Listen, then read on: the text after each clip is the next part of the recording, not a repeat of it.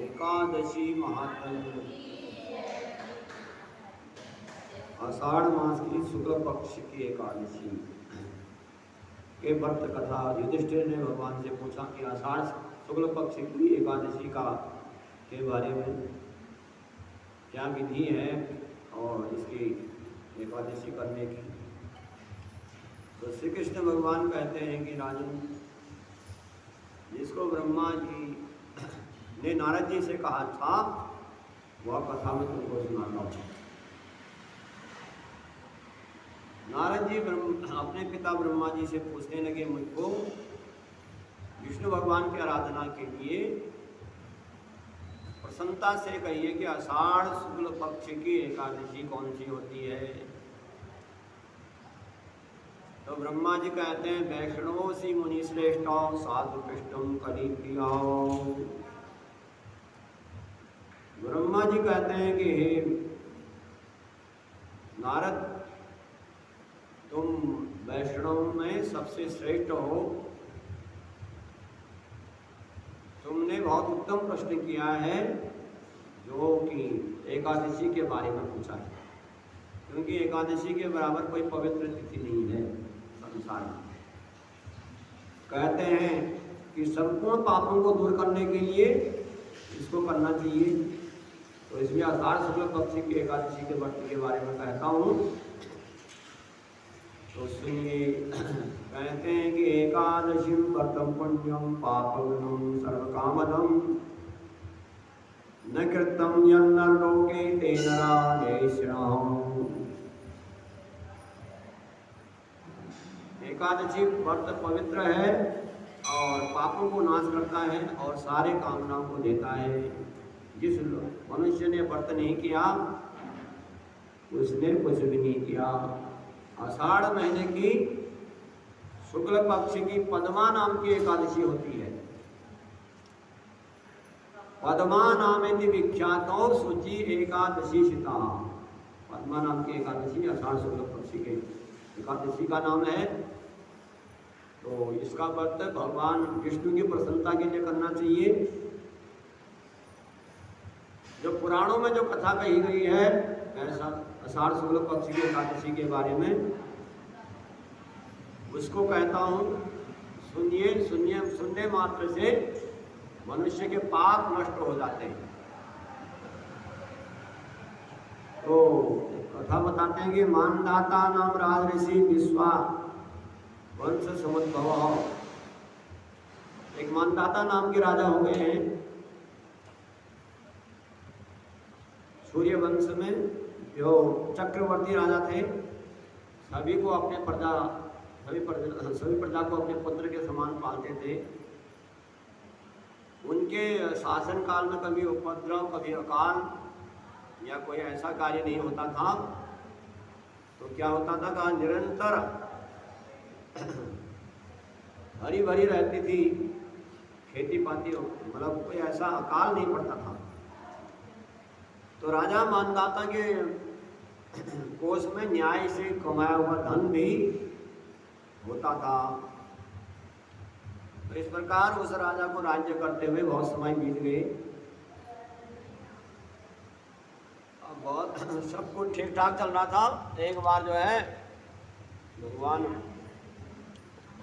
एक बार फिर ऐसा आ गया कि अकाल भी पड़ गया। किसी पाप कर्म के कारण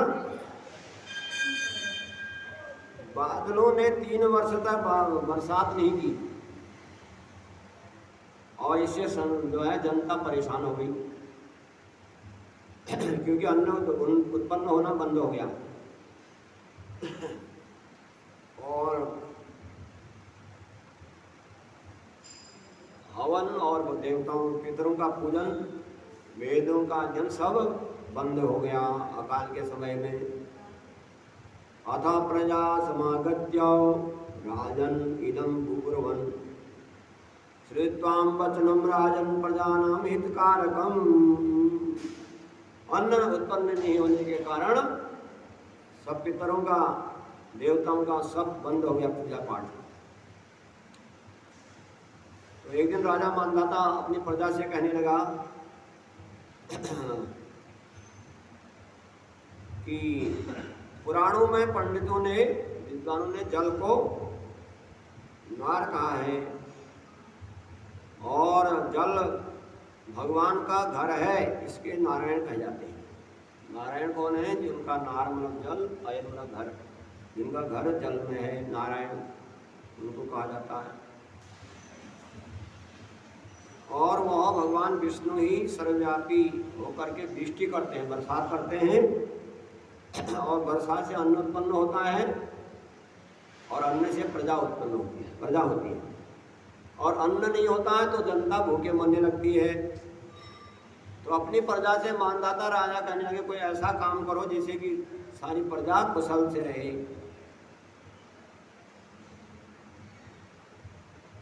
तो अन्न में सबके प्राण स्थित हैं, अन्न में ही मनुष्य जीवित रह सकता है, अन्न के अभाव में नहीं रह सकता। तो राजा से सभी लोगों ने कहा कि हम प्रजा का हित करने के लिए यत्न करेंगे। उसके बाद राजा प्रजा के हित के लिए मुनियों के आश्रम में विचरने लगा। और वहाँ पर राजा ने देखा कि ब्रह्मा के पुत्र जो अंगिरस हैं उनको देखा, और देख करके प्रसन्न होकर के अपने घोड़े से उतर करके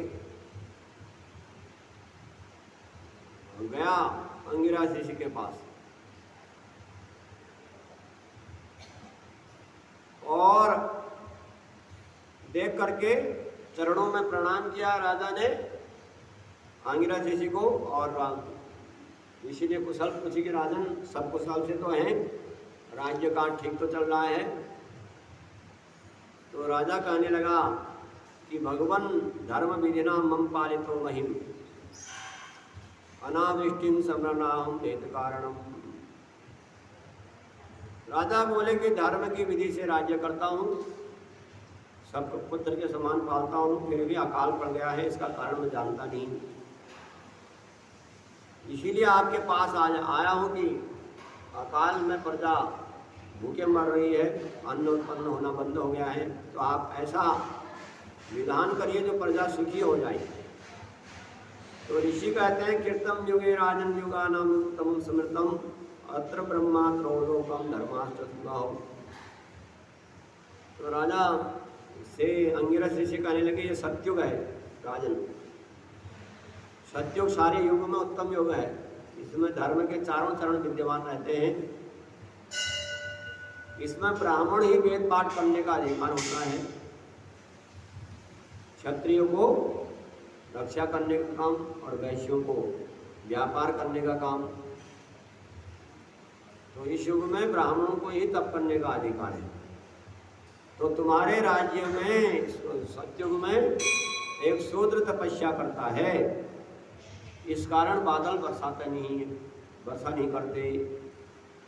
तो इसलिए मानदाता राजा से अंगिरस ऋषि ने कहा अगर तुमको वर्षा चाहिए तो उस जो तपस्या कर रहा है उसको आप मारने का यत्न करो, क्योंकि ये सत्युग है, इसमें वह नहीं कर सकता तब। तो इसी से दोष शांत हो जाएगा। तो राजा कहने लगे ना हम वदिष्यामि तस्यन मना। तब राजा कहने लगा ऐसे को कैसे मारूं जो तपस्या कर रहा है, जिसका कोई अपराध नहीं है, भगवान का भजन कर रहा है, उसको नहीं मारूंगा। कहने लगे कोई ऐसा दूसरा उपदेश बताइए जिससे कि उपद्रव नाश हो जाए, मतलब ये शांत हो जाए, उसको मारना ठीक नहीं होगा, कोई दूसरा उपाय बताइए। तो अंगिरस ऋषि कहते हैं यत्ते तथे नृपते कुरुस्व एकादशी व्रतम शुचिस्माते शुक्ल पक्षे पद्मा न्याम निर्विष्ट। ऋषि बोले कि ऐसा है, अगर आप उसको शूद्र को मारना नहीं चाहते हो तो ऐसा करो, आषाढ़ शुक्ल पक्ष की पद्मा नाम की एकादशी आती है जो संसार में प्रसिद्ध है, उसका व्रत करने से निश्चय ही वर्षा हो जाएगी। और ये वर्षा ऋतु का समय है, आषाढ़ के महीने में वर्षा काफ़ी होती है, और इसमें अकाल पड़ जाए तो मनुष्य जहाँ हरियाली रहनी चाहिए वहाँ तो सूखा हो जाएगा, तो ये ठीक नहीं है। तो इसलिए हरा भरा बना रहे, सभी सुखी रहें, इसलिए आषाढ़ शुक्ल पक्ष की एकादशी व्रत करने से बादलों वर्षा बरसाते हैं समय पर।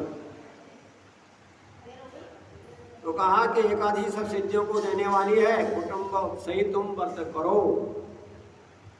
सारे प्रजा सहित व्रत करो। मुनि का अंगिरस ऋषि का वचन सुनकर के मानदाता राजा अपने राज्य में आया, और आषाढ़ महीने की शुक्ल पक्ष की एकादशी आई, पद्मा नाम की एकादशी। चारों वर्ण वालों ने इस व्रत को किया, ब्राह्मण क्षत्रिय और वैश्य आदि ने। तो इससे क्या हुआ, प्रजा सुखी हो गई। कहते एवं कृते वर्ते राजन प्रतिवर्षम बड़ा कहो। तो पद्मा एकादशी का व्रत करने से बादलों ने वर्षा बरसाई और हरा भरा हो गया। तो हर खेती पाती हो गई। तो भगवान के प्रसाद से सब सुखी हो गए जो अकाल में मर रहे थे अन्न के अभाव में।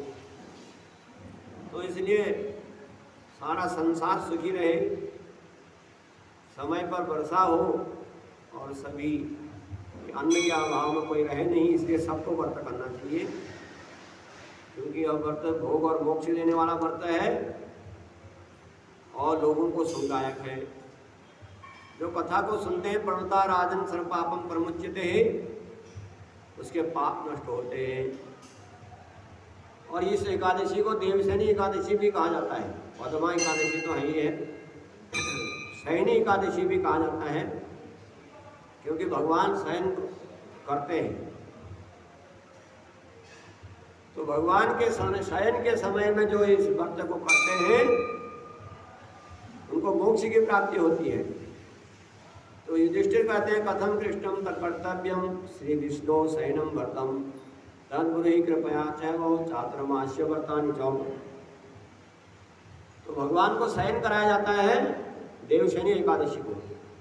तो कैसे करना चाहिए पूछा। चातुर्मास व्रत का कृपा, जो 4 महीने के व्रत होते हैं, यहाँ से कुछ नियम देते हैं विशेष करके, उनके बारे में भी पूछा गया। तो श्री कृष्ण भगवान कहते हैं सुन राजन प्रवक्ष्यामि गोविंद शयनम व्रतम चातुर्मास्यम युक्तान सस्ता व्रतानि चौ। श्री कृष्ण भगवान कहते हैं कौंते सुनो, मैं गोविंद के शयन के व्रत के बारे में बताता हूँ और चातुर्मास के व्रत के बारे में आपने पूछा उसके बारे में बताता हूँ। कर्क राशि में सूर्य के आ जाने पर आषाढ़ शुक्ल पक्ष में जब एकादशी आती है तो भगवान मधुसूदन को शयन कराएं, और जब कार्तिक का महीना प्रबोधिनी एकादशी आती है तब उनको जगाना चाहिए। तो 4 महीने तक भगवान को सुलाना चाहिए और प्रबोधिनी को जगाना चाहिए। इस प्रकार से आषाढ़ शुक्ल पक्ष की एकादशी का व्रत करके चातुर्मास व्रत का भी संकल्प लेना चाहिए। कहते हैं प्रतिमा विष्णु स्थापितम युधिष्ठो स्नापेति प्रतिमा प्रणम विष्णु शंख चक्राधरम। भगवान विष्णु की मूर्ति की स्थापित करें, शंख चक्र गदाधारी भगवान विष्णु का स्नान करावे, भगवान को पीला वस्त्र पहनाए और एक सैया बनाए श्वेत रंग का, और उस भगवान की मूर्ति को भगवान की उसमें शयन करावे। स्नान पूजा करने के बाद और तकिया आदि से ढक करके शयन करावे। भगवान को पहले दूध दही घी शहद शक्कर से स्नान कराना चाहिए और धूप दीप से उनका पूजन करें और भगवान को से प्रार्थना करें कि समित्यम ऋषि पूजिता श्रियासौ। हे ऋषिकेश, तुमको मैंने शयन कराया है लक्ष्मी सहित। तो लक्ष्मी जी दिवाली में पहले जाग जाती हैं 11 दिन पहले, और 11 दिन के बाद भगवान जागते हैं। तो लक्ष्मी सहित भगवान विष्णु को शयन कराया जाता है। भगवान से प्रार्थना करेंगे आपको मैंने शयन कराया है तो आप मेरा कल्याण करो। आपके शयन करने पर सारा संसार सो जाता है और आपके उठने से संसार में पुनः हलचल हो जाती है, और तब तक कोई शादी विवाह गृह प्रवेश के मुहूर्त भी भगवान के शयन काल में नहीं होते, क्योंकि भगवान सोए रहते हैं उस समय, और जब जागते हैं तो उस समय सब कार्य शुरू हो जाते हैं भगवान के उठने पर। भगवान से ऐसे प्रार्थना करें हे युधिष्ठिर, इस प्रकार विष्णु की उस प्रतिमा को स्थापित करके व्रत का नियम करें। चातुर्मास में हरि प्रबोधिनी एकादशी पर्यंत 4 महीने का व्रत होता है। विष्णु भगवान की से प्रार्थना करके शुद्ध नियमों को ग्रहण करें। भगवान कृष्ण कहते हैं मेरा भक्त कोई स्त्री हो या पुरुष हो, जो भी व्रत करते हैं उनको नियम को ग्रहण करते हैं तो विष्णु व्रत ग्रहण करने के 5 प्रकार हैं। चातुर्मास के व्रत का क्रम मनुष्य को आषाढ़ मास से करना चाहिए। एकादशी, द्वादशी, पूर्णमासी, अष्टमी, संक्रांति यथाविधि से व्रत आरंभ करें, चातुर्मास व्रत, और कार्तिक शुक्ल पक्षी द्वादशी को समाप्त करें। तो व्रत करने वालों को जो अलग अलग फल मिलता है, आषाढ़ शुक्ल पक्षी का एकादशी का व्रत करके, हे महाराजन ये चातुर्मास व्रत करें, नहीं तो किसी प्रयत्न से वर्ष भर का पाप नष्ट नहीं हो सकता। तो चातुर्मास व्रत से सारे वर्ष का पाप नष्ट हो जाते हैं। तो इसमें कोई चीज बाधा नहीं देती, कोई तारा डूब गया वो डूब गया, चातुर्मास व्रत में सभी को ये व्रत करना चाहिए। व्रत करने से मनुष्य के पाप छूट जाते हैं। तो बुद्धिमान मनुष्य को प्रतिवर्ष भगवान का स्मरण करते हुए इस व्रत को करते हैं। वो शरीर को छूटने के बाद में देवीत्यमान होकर के विष्णु लोक को जाते हैं सीधे, नित्य प्रतिदेव। तो 4 महीने तक के नियमों में एक नियम तो ये हो सकता है कि 4 महीने तक रोज भगवान के मंदिर की सफाई करनी है नित्य प्रति, है उसको मतलब झाड़ू पोछा या जल से। और चातुर्मास व्रत यथाशक्ति फिर 4 महीने के बाद व्रत भोजन कराते हैं। या 4 महीने के व्रत में रोज दूध, दही, घी, शहद, शक्कर से रोज स्नान कराना है भगवान को। दूसरा कोई ऐसा नियम भी हो सकता है, मतलब एक कोई भी नियम हो। 4 महीने तक भगवान को पंचामृत से स्नान कराते हैं, तो वह लोग अक्षय सुख को भोगते हैं। जो भगवान के उद्देश्य से यथाशक्ति सोना, नारियल, भूमि दान करते हैं, वे स्वर्ग में इंद्र के समान अक्षय सुख भोगते हैं और विष्णु लोक को प्राप्त करते हैं। तो इस प्रकार चातुर्मास में जो व्रती मनुष्य नित्य पूजा करते हैं भगवान की, एक दिन भी उनका अब्सेंट नहीं होता है, तो वो लोग अक्षय सुख प्राप्त करते हैं।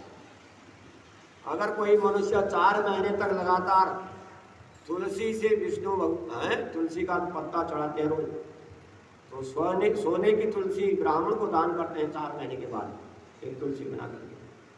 वे लोग सोने के विमान आता है उनको लेने के लिए, बहुत सैकड़े बैकुंठ लोग जाते हैं। जो भगवान विष्णु के निमित्त 4 महीने तक गूगल का दीप या वो दीप अर्पण करता है, वह धनाढ्य और सौभाग्य होता है। आगे जब मंत्र उसको जन्म मिलता है, धनी कुल में उत्पन्न होता है। तो कार्तिक शुक्ल पक्ष के एकादशी को जो पीपल और विष्णु की परिक्रमा करके नमस्कार करता है, वो निश्चल पद को प्राप्त होता है। तो इस प्रकार से तो चतुरंग तो कहते हैं, जो देवता के आंगन में संध्या समय में दीपदान करते हैं, भगवान के मंदिर में जो रोज 4 महीने तक दीपदान करते हैं शाम को, और व्रत के समाप्त होने पर सोने की बत्ती और चांदी का दिया दान करते हैं,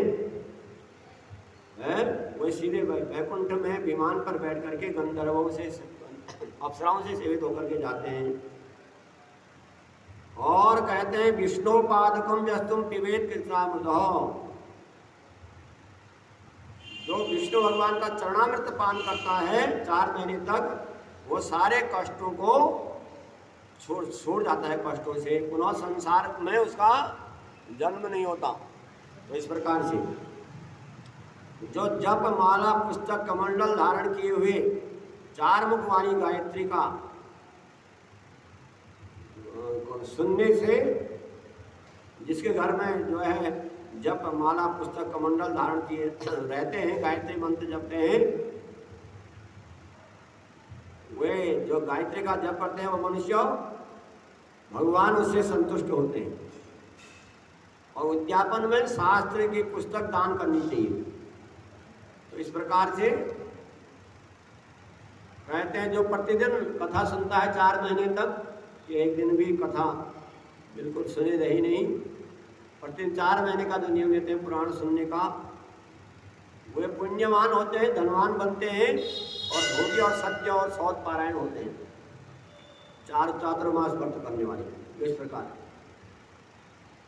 तो इस प्रकार से विष्णु और शिव नाम का जो मंत्र का जाप करते हैं 4 महीने तक, ओम नमः शिवाय, ओम नमो भगवते वासुदेवाय मंत्र का जो 4 महीने चातुर्मास व्रत में करते हैं, और अंत में भगवान की सोने की मूर्ति दान करें प्रबोधिनी एकादशी को, तो 5 मुख वाले वृषभ पर आरोहण, प्रत्येक मुख में 3 नेत्र और मस्तक पर चंद्रमा, ऐसी मूर्ति भगवान शिव की दान करें।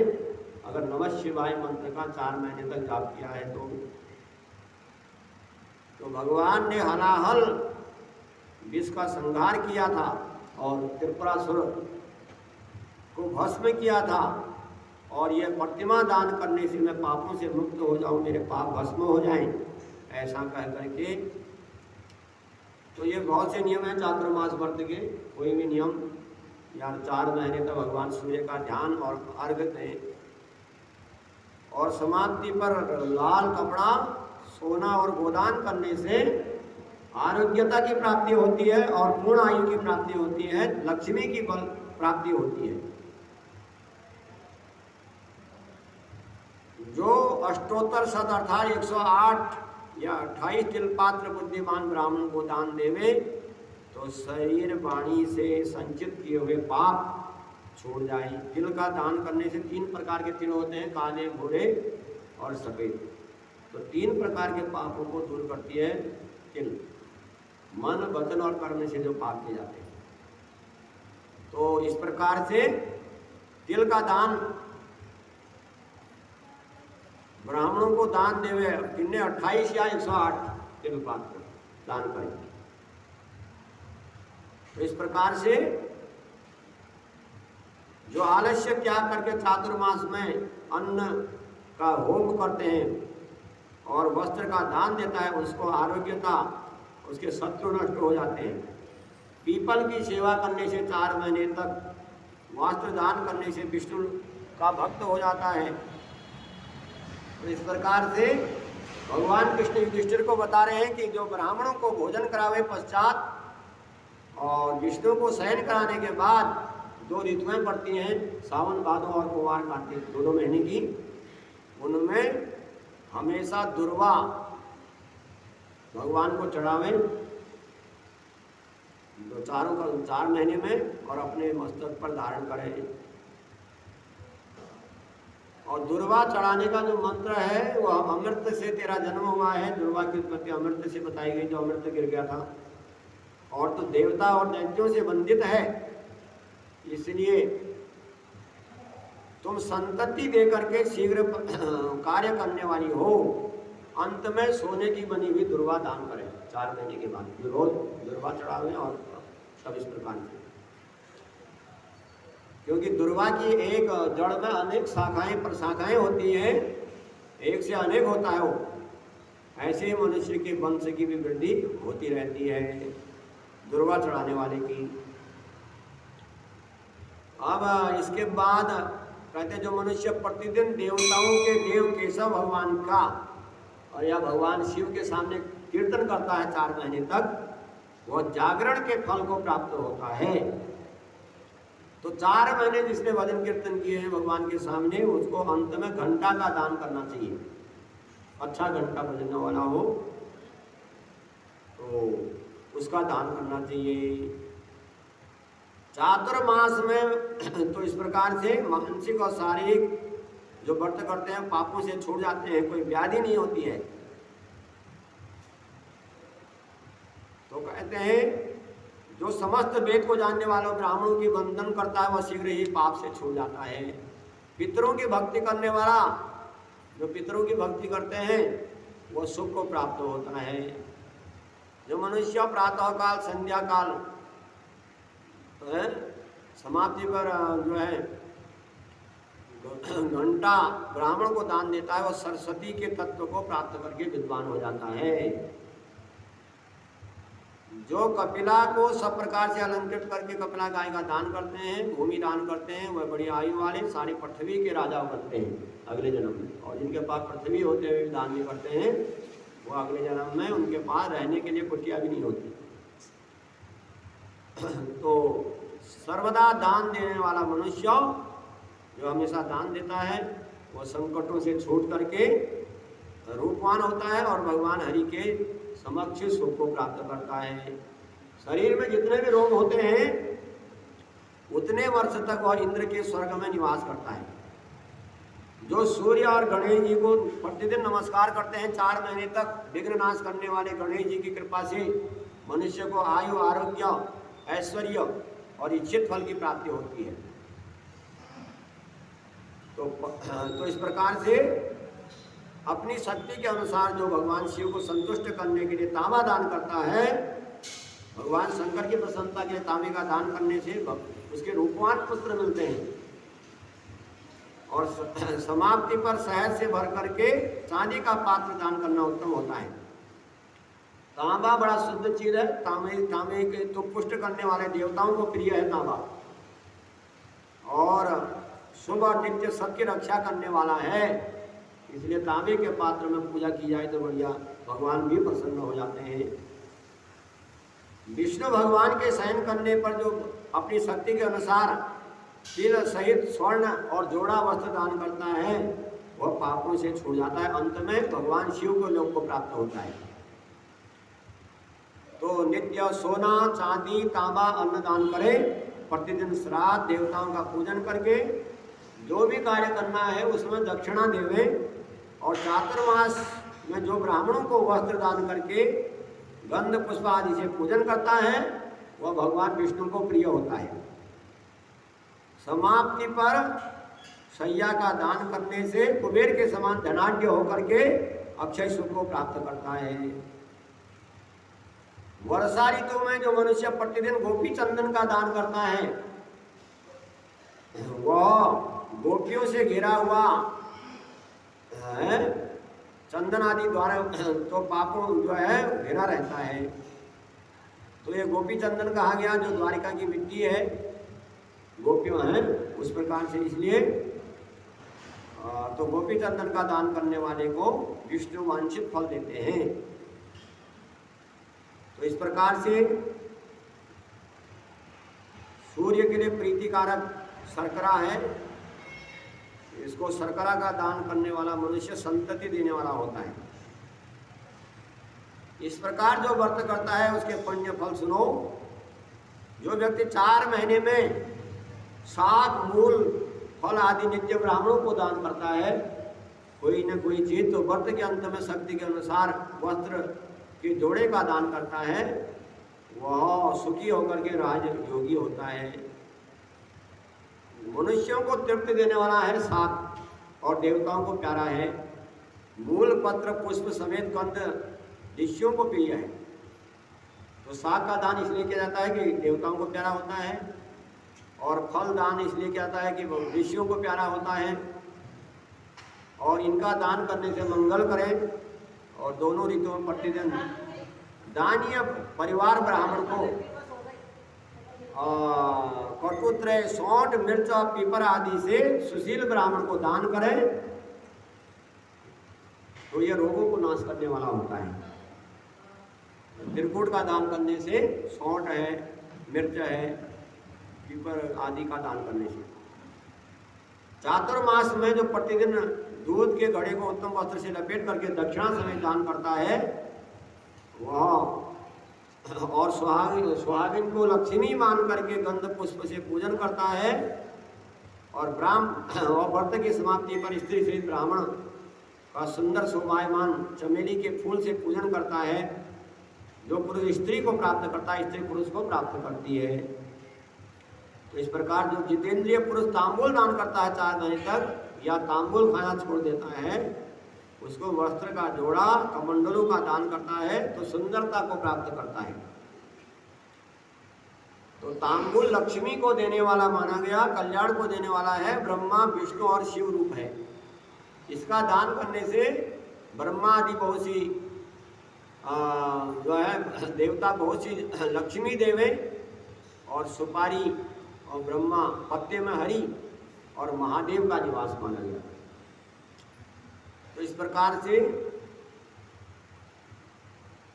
ये व्रत है सौभाग्य देने वाला, पूरी आयु देने वाला, सब प्रकार के व्रत से इस लोक में संपूर्ण कामनाओं को भोग। ये चातुर्मास व्रत करने वाले मनुष्य शिवपुरी को चले जाते हैं। चातुर्मास आलस्य छोड़ करके जो फालू का दान करता है, चातुर्मास में व्रत की समाप्ति पर ब्राह्मण को चांदी देता है, वह संतति पा करके और फलदान के महात्म्य से नंदन वन में आनंद करता है, परम सौभाग्य को प्राप्त करता है। तो वासुदेव भगवान के सो जाने पर चातुर्मास को आलस्य से छोड़ करके कर्म करें। बामन के नाम पर दही भात और स्वाद युक्त षड्रस भोजन करावे, दान करे। भादों में बामन एकादशी आती है और इसमें बामन भगवान की प्रसन्नता के लिए सुंदर भोजन कराना चाहिए ब्राह्मण को, और एकादशी को भोजन न करावे। और चतुर्दशी, अष्टमी, अमावस्या, पूर्णमासी में प्रत्येक रविवार या प्रत्येक शुक्रवार को दोनों पक्ष की द्वादशी के दिन दान करें।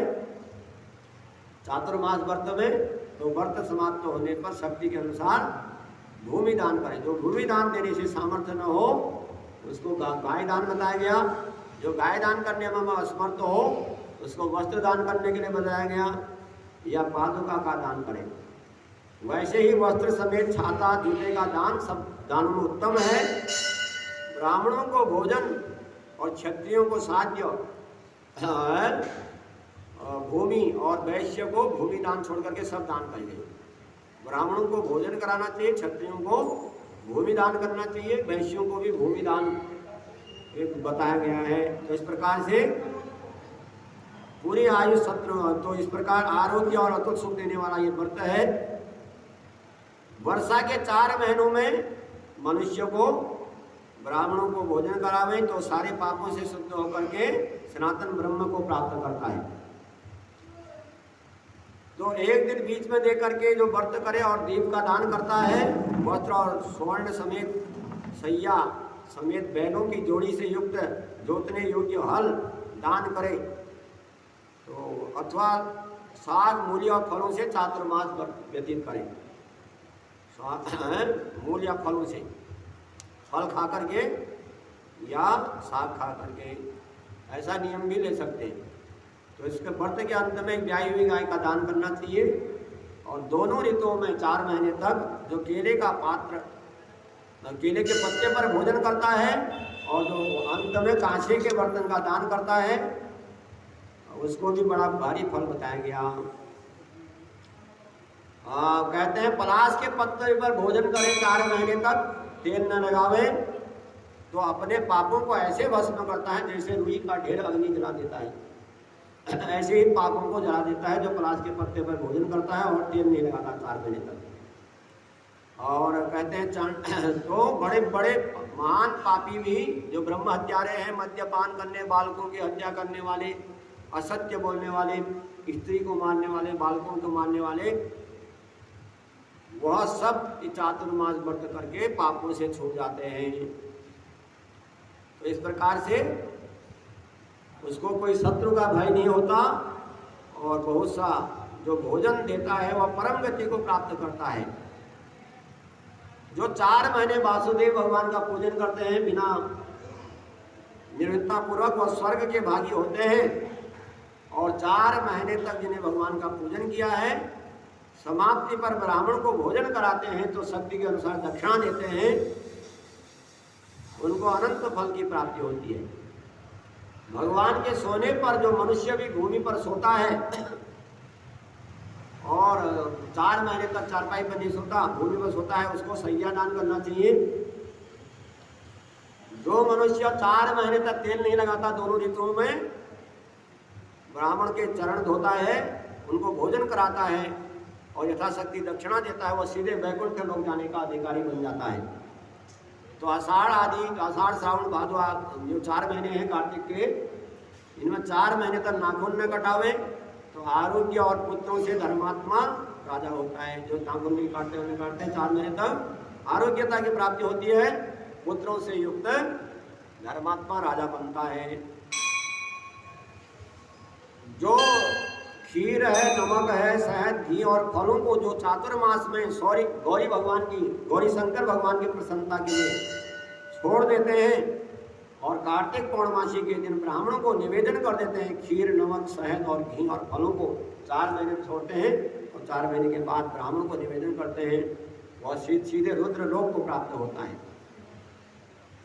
तो इस प्रकार से वर्षा ऋतु में विष्णु भगवान का पूजन करके विष्णु की गति को प्राप्त करता है मनुष्य। तेल का लगाने का त्याग करने वाला मनुष्य 4 महीने तक विष्णु भक्त वर्षा ऋतु में भगवान विष्णु की पूजा करके विष्णु की गति को प्राप्त करता है। तेल भर करके जो ब्राह्मण को दान करे, वर्षा के 4 महीने में शाक आदि वर्जित करे, विष्णु लोक को प्राप्त होता है।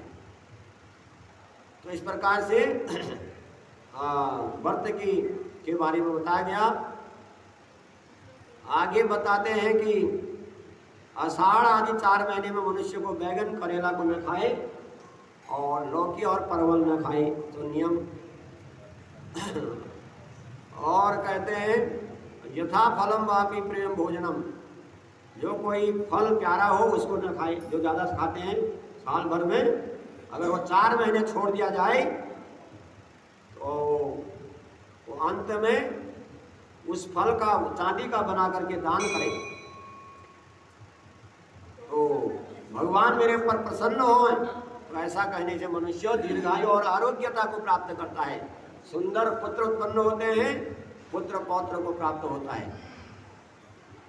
तो सावन में साग खाने का वर्जित कहा गया है, हरी, क्योंकि कीड़े भी होते हैं।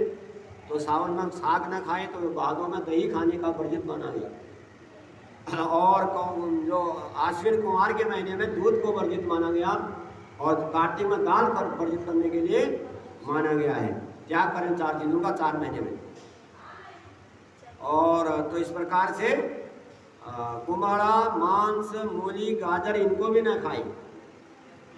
और चातुर्मास में 4 महीने में मनुष्य को ईख न खाए, मसूर की दाल, और जिसमें बहुत से बीज हो जैसे बैगन में होते हैं ऐसे को न खाए। तो पंडितों ने नित्य व्रत कहा गया है, विशेष करके आंवला, लौकी और इमली का त्याग किया जाए। तो बुद्धिमान मनुष्य अगर खाट पर सोने का त्याग करे, और तो इससे उसको चाहिए कि बैगन, कलिंदा, गुलर और टिंडा का भी त्याग करे। आप कहते हैं जो इन सब को करने में असमर्थ हो, प्रातःकाल, संध्या काल स्नान, पूजन आदि विष्णु भगवान का पूजन करे तो विष्णु लोक प्राप्त होता है। तो इस प्रकार से विष्णु भगवान के आगे 4 महीने तो गाना बजाता है, गंधर्व लोक को प्राप्त होता है। गुड़ को छोड़ने से मीठा न खाने वाला राजा होता है। जो 4 महीने मीठा नहीं खाता राजा बनता है। और तो इस प्रकार से, और तांबूल छोड़ने से रोगहीन हो जाता है मनुष्य। और दही, दूध का त्याग करने वाला मनुष्य गौरव धाम को प्राप्त होता है। तो ये सब फल है इनके हैं। वर्षा के 4 महीने में जो नाखून और बाल को धारण करते हैं, 4 महीने तक काटते नहीं हैं, उनको भी अनंत फल प्राप्त होता है। और विष्णु के चरण कमलों से स्पर्श मनुष्य कृतार्थ हो जाता है। जो भगवान के विष्णु मंदिर में 4 महीने के अंदर में 1 लाख परिक्रमा करे, 1 लाख परिक्रमा करने का नियम अगर वह 4 महीने में कर सकता है, तो कहते हैं तो उसको सुंदर विमान लेने को आता है, जो 1 लाख परिक्रमा करते हैं 4 महीने में। और पराये अन्न का त्याग से मनुष्य देवता हो जाता है। अगर 4 महीने आप दूसरे का घर का भोजन नहीं करते तो मनुष्य राजा बनता है। तो इस प्रकार से भगवान कृष्ण युधिष्ठिर को बताया, राजन चांद्रायण व्रत द्वारा 4 महीने व्यतीत करता है। चांद्रायण व्रत होते हैं जिसमें एक दिन 15 दिन में, पहले दिन 15, फिर 14, फिर 13, फिर इस प्रकार से लास्ट दिन एक ही ग्रास खाया जाता है, फिर उनको बढ़ाया जाता है 1-1 ग्रास करके। तो चांद्रायण व्रत 4 महीने जो व्यतीत करता है वह दिव्य शिवलोक हो जाता है। चातुर्मास में अन्न आदि जो छोड़ देता है वह हरि की सायुज्यता को प्राप्त करता है और इस लोक में फिर जन्म नहीं लेता। और चातुर्मास में ये भी होना चाहिए साथ में। चातुर्मास में शिक्षा भिक्षा मांग करके भोजन करता है, वो वेद का पारंगमी होता है। जो मनुष्य पयोव्रत करके 4 महीने को व्यतीत करता है, 4 महीने दूध के सहारे रहता है, उसके वंश का कभी नाश नहीं होता। जो पंचगव्य दूध दही घी गोबर और गोमूत्र भोजन करता है 4 महीने, उसको चांद्रायण व्रत का फल प्राप्त होता है। और जो 3 दिन तक जल के त्याग से रोग द्वारा दबाया नहीं जाता, तो इस व्रत के द्वारा केशव भगवान संतुष्ट होते हैं। तो इस प्रकार से जो पंचगव्य है, गाय का दूध, गाय का घी, गोबर आदि और गोमूत्र आदि का, जिसका कि ब्रह्म पूज व्रत जो कार्तिक में आता है 5 दिन के व्रतों में, उसका वर्णन किया गया चातुर्मास व्रत में। क्षीर सागर में जिस दिन भगवान सोते हैं देवशैनी को, और जिस दिन प्रबोधिनी एकादशी को जागते हैं, उस दिन अनन्य मन होकर के व्रत करने वाले मनुष्य को, जैसे प्रबोधिनी एकादशी का व्रत होता है, ये भी व्रत उतना ही महत्व का है देवशैनी एकादशी का। भगवान का जब शयन करते हैं और जो जागते हैं, दोनों व्रतों का फल इसको बड़ा मन से करना चाहिए, कहते हैं अनन्य मन से। और मन लगा करके एक मन होकर के जो प्रबोधिनी एकादशी और देवशैनी एकादशी का व्रत करते हैं, उनको परम गति भगवान देते हैं। तो इस प्रकार से चातुर्मास व्रत का फल और एकादशी का फल आप लोगों को भगवान ने कृष्ण ने युधिष्ठिर को और ब्रह्मा जी ने नारद को बताया है, जो मैंने आपके प्रति वर्णन कर दिया। बोलो एकादशी महात्म्य की जय। कथा विसर्जन होते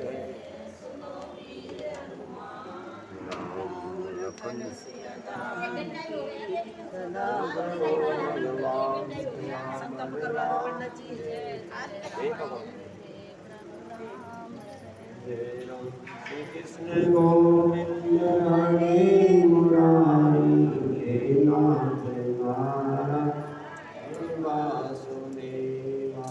श्री कृष्ण गोविंद हरे मुरारी, हे नाथ नारायण,